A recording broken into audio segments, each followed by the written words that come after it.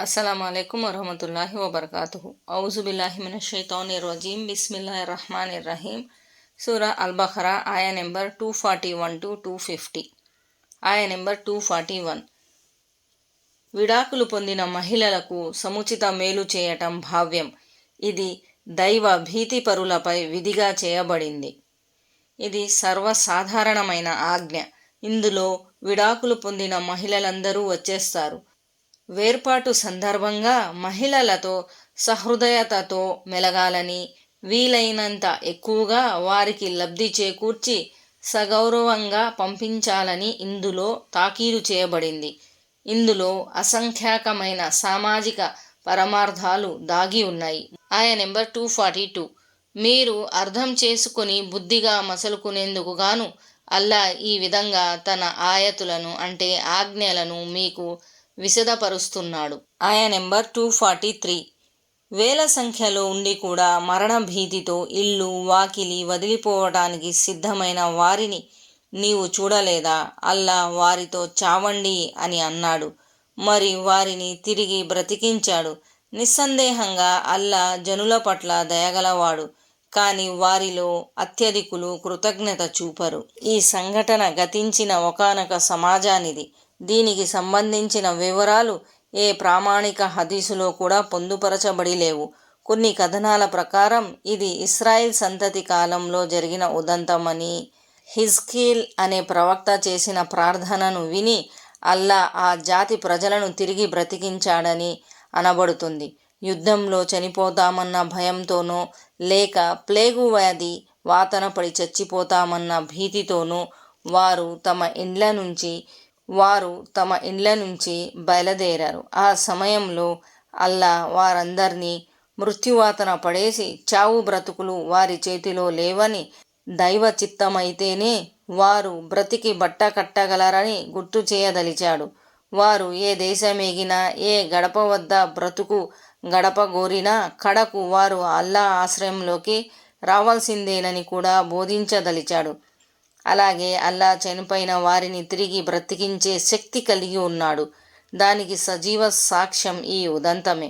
తదుపరి వాక్యంలో దైవ మార్గంలో పోరాడమని ముస్లింలకు ఉపదేశించడం జరిగింది. దైవ మార్గంలో యుద్ధమనేసరికి నీళ్లు నమలకండి అని ఇంతకు ముందు పేర్కొనబడిన సంఘటన ద్వారా జ్ఞాపకం చేయబడింది. జీవన్ మరణాల నిర్ణయం నేలపై కాదు, నింగిపైనే చేయబడింది. యుద్ధ మైదానం నుంచి వెన్ను చూపి పారిపోయినంత మాత్రాన మీరు మృత్యువు నుంచి తప్పించుకోలేరు. ఆయ నెంబర్ 244. అల్లా మార్గంలో పోరాడండి. అల్లా అంతా వినేవాడు, అన్నీ తెలిసినవాడన్న విషయాన్ని మీరు తెలుసుకోండి. ఆయ నెంబర్ 245. అల్లాకు మంచి రుణం ఇచ్చేవారు మీలో ఎవరైనా ఉన్నారా? దాన్ని ఆయన ఎన్నో రెట్లు పెంచి తిరిగి ఇస్తాడు. తగ్గించేవాడు పెంచేవాడు అల్లాయే. కడకు మీరంతా మరలిపోవలసింది ఆయన వైపుకే. మంచి రుణం అంటే భావం దైవ మార్గంలో ఖర్చు పెట్టడం అంటే ప్రాణత్యాగం చేసినట్లే ధనత్యాగం చేయటం. దైవ ధర్మ ఉన్నతి కోసం కష్టపడి చెమటోడ్చి సంపాదించిన సొమ్మును మనస్ఫూర్తిగా అర్పించటం. దీనికోసం ఊగిసలాడకూడదు, పిసినారితనం కనబరచకూడదు. ఈరోజు దైవ మార్గంలో అర్పిస్తే రేపటి రోజున మా గతేం కాను అని సందేహపడకూడదు. ఎందుకంటే ఉపాధిలో సమృద్ధి నొసగటం కానీ తగ్గించటం కానీ అల్లా చేతుల్లో ఉంది. ఆయన మిమ్మల్ని 2 విధాలుగాను పరీక్షిస్తాడు. ఒక్కోసారి మీ ఉపాధిని తగ్గించి, ఒక్కోసారి పుష్కలంగా ప్రసాదించి పరీక్షిస్తాడు. దైవ మార్గంలో ఖర్చు పెట్టడం వల్ల సంపద తరగదు, దాన్ని ఎన్నో రెట్లు పెంచి మరీ మీకు వాపసు చేస్తాడాయన. ఈ సమృద్ధి రకరకాలుగా ఉంటుంది. భౌతిక వృద్ధితో పాటు ఆధ్యాత్మిక వికాసం మీకు ప్రాప్తిస్తుంది. ప్రాపంచిక జాంఘటాల నుంచి, రోగాల బారి నుంచి అల్లా మిమ్మల్ని కాపాడి మీ మనసులు కుదుటపడేలా చేయవచ్చు. ఇక పరలోకంలో మీకు లభించే పుణ్యఫలమైతే మిమ్మల్ని ఆశ్చర్యపరిచే విధంగా ఉంటుంది. ఆయ నెంబర్ 246. మూసా తరువాత ఇస్రాయిలు సంతతి పెద్దల 2 నాల్కల ధోరణిని గురించి నువ్వు ఆలోచించావా? మేము దైవ మార్గంలో పోరాడేందుకు గాను మా కోసం ఎవరినైనా రాజుగా నియమించండి అని వారు తమ ప్రవక్తను కోరారు. దానికి ఆ ప్రవక్త, తీరా యుద్ధం విధించబడ్డాక మీరు వెనుకంజ వేస్తారేమో అని అన్నాడు. దానికి వారు, మేము ఇప్పటికే ఇళ్ల నుంచి తరిమివేయబడ్డాము, మా పిల్లలకు దూరం చేయబడ్డాము. అలాంటప్పుడు మేము దైవ మార్గంలో పోరాడకుండా ఉండటం అనేది ఎలా సాధ్యం అని కడు గంభీరంగా పలికారు. తీరా యుద్ధం విధిగా చేయబడినప్పుడు వారిలో కొద్ది మంది మినహా మిగిలిన వారంతా వెన్ను చూపారు. అల్లా దుర్మార్గులను బాగా ఎరుగు. అరబీలో మలౌన్ అనే పదం ఉంది. ఏదేని జాతిలోని ప్రముఖులను, యోగ్యులను మలౌన్గా వ్యవహరిస్తారు. వీరు సలహాదారులుగా, నాయకులుగా ఉంటారు. నిఘంటువులో మలా అనే పదానికి నిండటం అని అర్థం ఉంది. వారిని చూడగానే ఒక విధమైన భయం కళ్ళల్లో నిండిపోతుంది. ఇక్కడ ప్రస్తావించబడిన దైవ ప్రవక్త పేరు షుమోయల్ అని అనబడుతుంది. దైవ ప్రవక్త మూసా అలైహిస్సలాం మరణం తరువాత ఇస్రాయిల్ వంశస్థులు కొంతకాలం వరకు సన్మార్గంపైనే ఉన్నారు. కానీ ఆ తరువాత వారిలో విముఖత పొడసూపనారంభించింది. ధర్మంలో లేనిపోని విషయాలు ప్రవేశపెట్టి దాని రూపురేఖలను మార్చివేయసాగారు. ఆఖరికి వారి వ్యవహారం విగ్రహారాధన వరకు వచ్చింది. దైవ ప్రవక్తలు వారిని అన్ని విధాలా బోధపరిచారు. అయినా వాళ్ళు షిర్కును, పాప కార్యాలను విడనాడలేదు. పర్యావసానంగా అల్లా వారిపై శత్రుబెడదను మోపాడు. శత్రువులు వీరి ప్రాంతాలను వశపరుచుకోవటమేగాక భారీ సంఖ్యలో వీళ్ళ మనుషులను ఖైదీలుగా పట్టుకున్నారు. వారిలో దైవ ప్రవక్తల పరంపర కూడా ఆగిపోయింది. ఎట్టకేలకు కొంతమంది సజ్జనుల ప్రార్థనా ఫలితంగా షుమయల్ అనే ప్రవక్త ప్రభవింపజేయబడ్డారు. ఆయన వారి మధ్య మంచిని పెంపొందించే, చెడులను అరికట్టే ప్రయత్నాన్ని నిరాఘాటంగా కొనసాగించాడు. దైవ మార్గం వైపుకు ప్రజలను పిలువసాగాడు. తమకొక నాయకత్వాన్ని ఇస్తే అతని నేతృత్వంలో శత్రువులతో పోరాడి కోల్పోయిన ప్రాభవాన్ని తిరిగి సంపాదించుకుంటామని వారు ప్రవక్త ముందు సరికొత్త ప్రతిపాదనను తీసుకువచ్చారు. కానీ ఆ ప్రవక్తకు తన జాతి ప్రజల చంచల స్వభావం గురించి బాగా తెలుసు. తీరా యుద్ధ ఘడియలు ఆసన్నమైనప్పుడు వెన్ను చూపి పారిపోతారేమో కదా అని ఆయన చెప్పనే చెప్పాడు. కడకు ఆయన అనుమానమే నిజమయింది.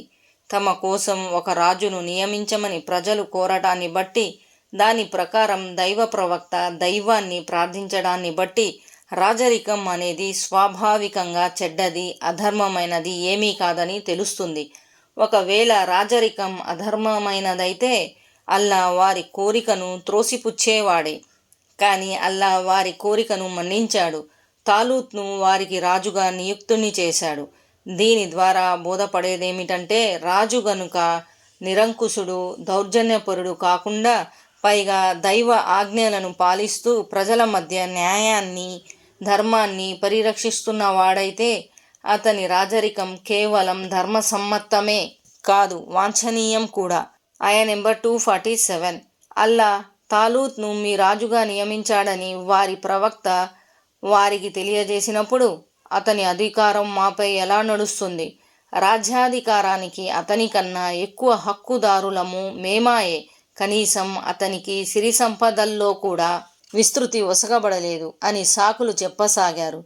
ప్రవక్త వారికి ఇలా నచ్చజెప్పాడు. చూడండి, అల్లా అతన్ని మీపై నాయకునిగా ఎన్నుకున్నాడు.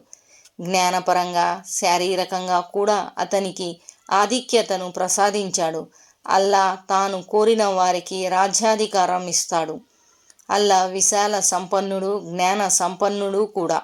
ఇస్రాయిల్ వంశీయులు తాలూత్ను రాజుగా అంగీకరించపోవటానికి అసలు కారణం ఆయన ఇస్రాయిల్ సంతతిలోని రాజవంశానికి చెందినవాడు కాకపోవటమే. ఆయన సాధారణ సిపాయి మాత్రమే.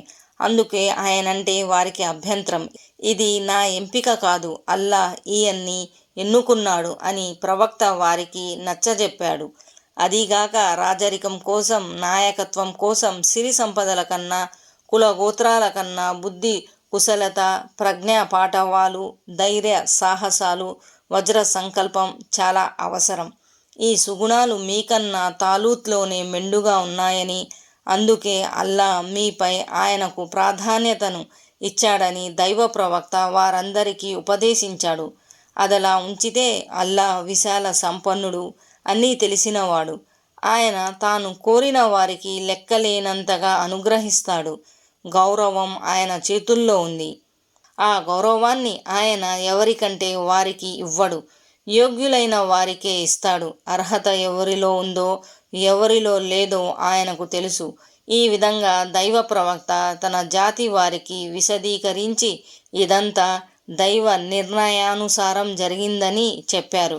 అప్పటికైనా ఆ జనం నమ్మారా అంటే వారంతా సులభంగా నమ్మే రకం కాదు. మరి నువ్వు చెప్పేది నిజమైతే ఏదైనా నిదర్శనం చూపించు అని మరో డిమాండ్ చేశారు.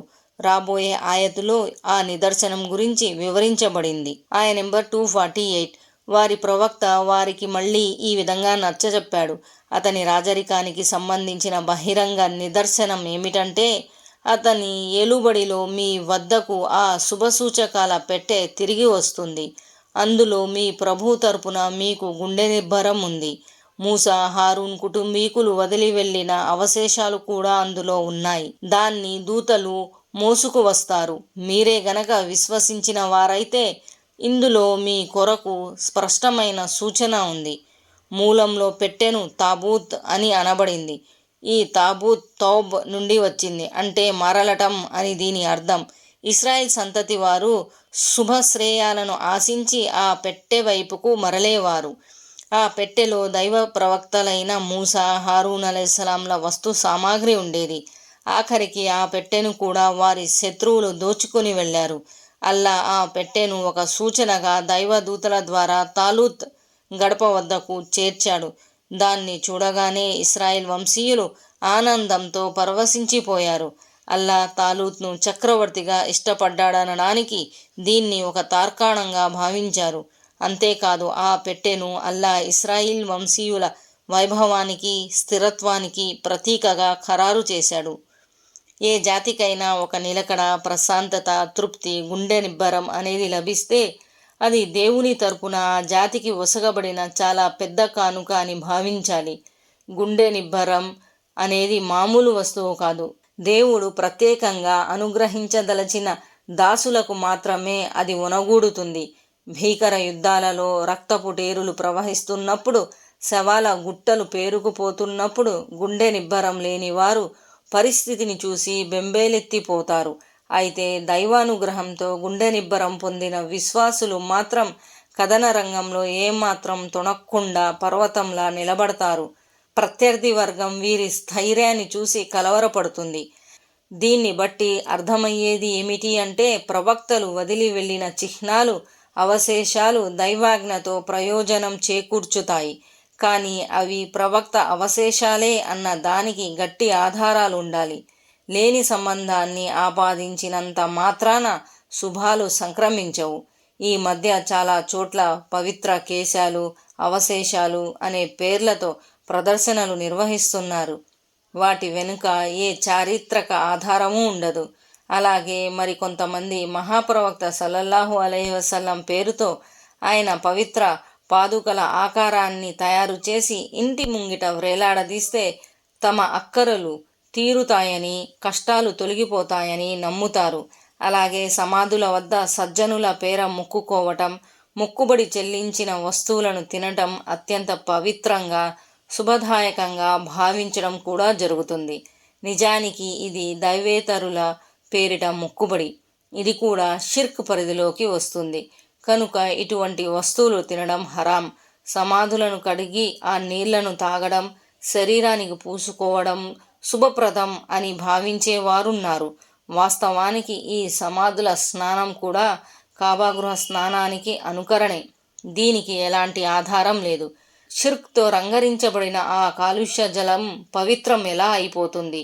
మొత్తానికి ఈ పోకడలన్నీ నిరాధారమైనవి, నిర్హేతుకమైనవి. షరియత్తో వీటికి ఎలాంటి సంబంధం లేదు. ఆయ నెంబర్ 249. తాలూత్ సైన్యాన్ని తీసుకుని బయలుదేరినప్పుడు ఇలా ప్రకటించాడు: చూడండి, అల్లా మిమ్మల్ని ఒక కాలువ ద్వారా పరీక్షించబోతున్నాడు. అందులోని నీళ్లను త్రాగినవాడు నా వాడు కాడు, త్రాగనివాడు మాత్రమే నా వాడు. చేత్తో గుక్కెడు నీరు తీసుకొని త్రాగితే పర్వాలేదు, కానీ కొంతమంది తప్ప మిగిలిన వారంతా ఆ నీళ్లను కడుపు నిండా తాగేశారు. తాలూత్ విశ్వాసులైన తన సైన్యంతో కాలువ దాటి ముందుకు పోతున్నప్పుడు జాలూత్తో అతని సైన్యంతో తలపడే శక్తి ఈరోజు మాలో లేదు అని వారన్నారు.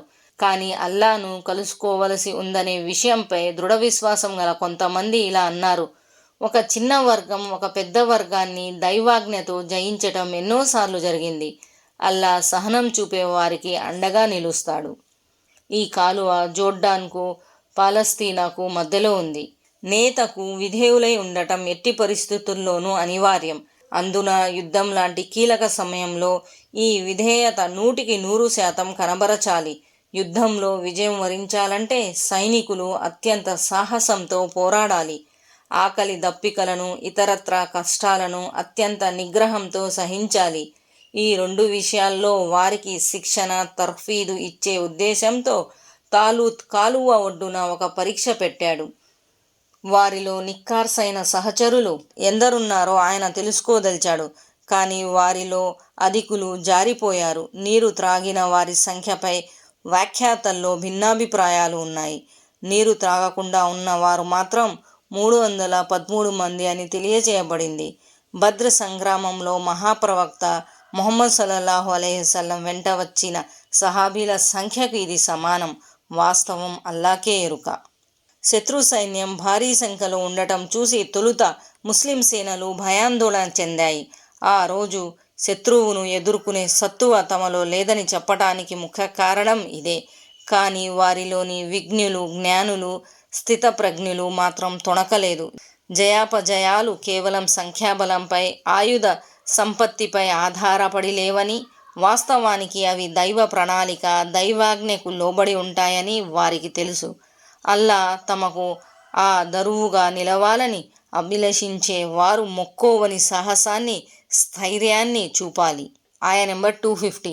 జాలూత్తో అతని సైన్యంతో ముఖాముఖి అయినప్పుడు వారు ఇలా ప్రార్థించారు: ప్రభూ, మాకు సహన స్థైర్యాలు ప్రసాదించు, మా కాళ్లకు నిలకడను ఇవ్వు, అవిశ్వాస జనులపై జరిగే పోరాటంలో మాకు తోడ్పడు. ఇమాల్ఖా జాతివారైన శత్రు సేనలకు అధిపతి జాలూత్. తాలూత్ మరియు అతని సహచరులు అతన్ని ఎదుర్కోవలసిన తరుణం ఆసన్నమైంది. జాలూత్ సైన్యం యుద్ధ పిపాస కలది. పోరాటాలే ఊపిరిగా జీవించే జాతి అది. ఆ సైన్యానికున్న పేరు ప్రతిష్టల దృష్ట్యా విశ్వాస సేనలు కొంచెం భయపడ్డాయి.